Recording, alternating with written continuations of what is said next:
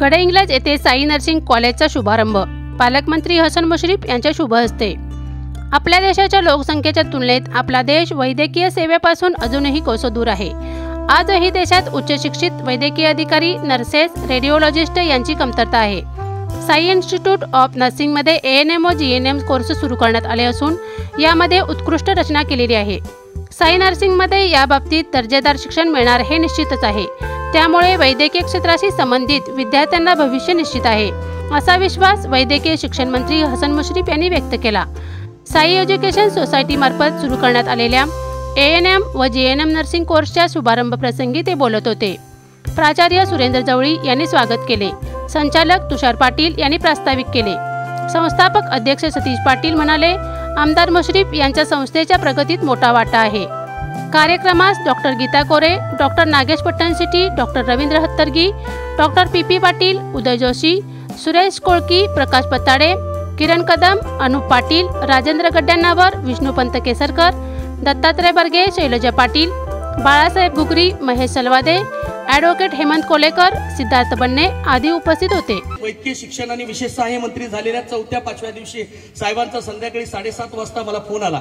साहेब म्हणले, अरे सतीश तू एक काम कर म्हणाले, ताबडतोबीने तुला काय कोर्सेस काय करायचं असेल, वैद्यकीय शिक्षण मधलं जे काय करायचं असेल ते निश्चितपणे तू प्रस्ताव टाकून दे ताबडतोबीने आणि तुला मंजुरी देतो असं हे साहेबांनी सांगितलं। राज्यातला एकमेव असा केवळ नेता असेल की कार्यकर्त्याला फोन करून सांगणारा की तू कार्यकर्ता म्हणून एखादं काहीतरी संस्था उभा कर, एखादं काहीतरी कोर्स चालू कर, ती संस्था उभारली पाहिजे, आपल्या भागातली मुलं शिकली पाहिजे, अशा पद्धतीचा नेता मी माझ्या आयुष्यामध्ये पहिल्यांदा बघितला। खरोखर मला आनंद वाटतो की असे नेते खूप कमी असतात। कार्यकर्त्याला मोठा करण्याचं जे मनोधैर्य, ताकद, शक्ती कुणाकडे असू शकते ती केवळ मुश्रीफ साहेबांसारख्या एका नेत्याकडे असू शकते। हे अतिशय जवळनं बघितलेला मी एक कार्यकर्ता आहे, कधीही पोटामध्ये कधी नाही। साहेबांचं जे काय असेल ते स्पष्ट असतं। प्रत्येक इथं बसलेल्या सगळ्या कार्यकर्त्याला घडवण्याचं काम मुश्रीफ साहेबांनी केलेलं आहे। आज गडहिंग्लजमधला कार्यकर्ता असा रिकामा पुढे फिरत नाही। प्रत्येक कार्यकर्ता हा व्यवसायात उभा राहिला पाहिजे अशा पद्धतीचा भूमिका घेणारे साहेब, आपले कार्यकर्त्याला घडवणारे आमचे साहेब आहेत। आणि म्हणून सांगतो की एवढं सगळं विश्व उभा करत असताना आम्हाला साहेबांचं हत्तीचं बळ आमच्या पाठीवर आहे। अनेक या सगळ्या छोट्या मोठ्या कोर्सेस चालू करण्यामध्ये साहेबांनी कायम ताकद, शक्ती देण्याचं काम खऱ्या अर्थानं केलेलं आहे। आणि म्हणून आम्ही एवढी मोठी ही संस्था करू शकलो।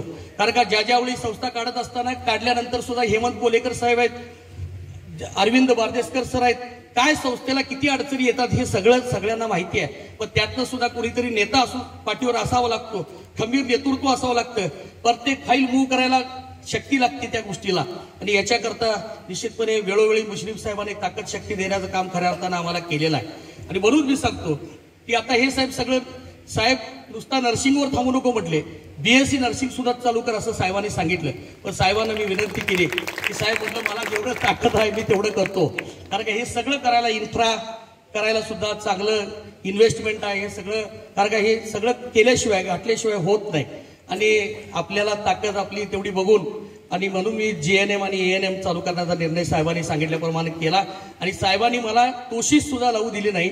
अगदी फाईल गेली इन्स्पेक्शन झोन झाले, इन्स्पेक्शन झाल्या लगेच साहेबांच्या हातात प्रमाणपत्र मी घेतलं आणि हे कॉलेज सुरू झालं। ही आज मुलं साहेब खूप लांबून आमच्याकडे आलेले आहेत आणि पहिल्याच झटक्यात साहेब 50ची बॅच सगळी पूर्ण भरली तुमच्या आशीर्वादानं, हे सांगत असताना मला आनंद वाटतो साहेब। आणि म्हणून सांगतो की भविष्यामध्ये साहेब जे काय करायचं आहे की आता साहेब संस्था ही आमच्या एकट्यापुरता आम्ही ठेवलेली नाही, ही संस्था आता साहेब तुम्हीच तुमच्या ताब्यात घ्या आणि काय करायचं ते करा एवढंच साहेब सांगतो। कारण की ही साहेब संस्था आता आमची राहिलेली नाही, ही संस्था साहेब तुमची राहिलेली आहे आणि तुमच्यासाठी तुम्हीच काय करायचं ते करा, सगळं आम्ही तुमच्या साधून सोपवायला तयार आहे। कारण की ही संस्था सगळं साहेब खूप करायची इच्छा आहे, ताकद आहे, पण सगळ्या मर्यादा साहेब आहेत। त्यामुळे भविष्यात तुम्हीच साहेब हे करावं एवढं कळकळीची विनंती करतो। जिल्ह्याला एकच मेडिकल कॉलेज शासकीय द्यायचं ठरलेलं आहे, धोरण आहे आपलं। आता फक्त अहमदनगर जिल्ह्याला नाही, बाकीच्या सगळ्या ठिकाणी मेडिकल कॉलेजेस काढलेले आहेत, त्याच्या इमारती आपण बांधतोय आणि एका जिल्ह्याला दुसरं मेडिकल कॉलेज काढण्याचं अजून धोरण नाही। धोरण झालं तर पहिलं गडहिंग्लजला होईल, तोपर्यंत दुसरं मेडिकल कॉलेज धोरण होईल पण होणार नाही। आणि म्हणून सतीश पाटलांना मला वाटतं 25,000 स्क्वेअर फूट बांधकाम करताना दमछाक झालेली दिसते, ते म्हटलं सगळं तुम्हीच घ्या आणि तुम्हीच करा।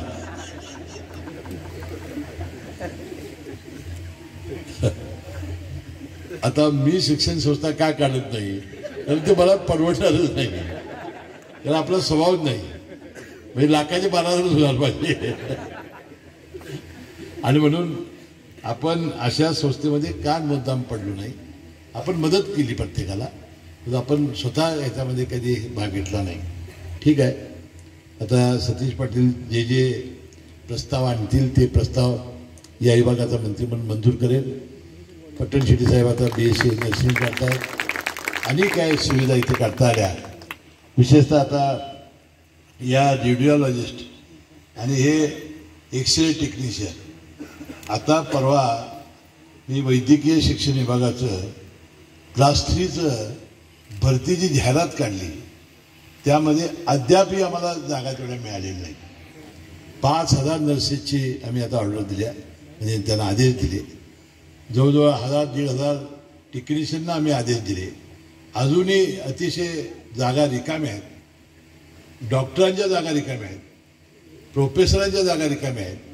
अशा अनेक ठिकाणची पदं ही रिकामी आहेत. आणि NMCच्या नॉर्म्सप्रमाणे जसं बॉम्बे नर्सिंगच्या प्रमाणे हॉस्पिटल काढावं लागतं, तसं एक मेडिकल कॉलेज काढायचं झालं तर काय किती त्याला इन्फ्रास्ट्रक्चर लागतं, ते इन्फ्रास्ट्रक्चर पूर्ण करायला फार मोठी कसरत करावी लागते.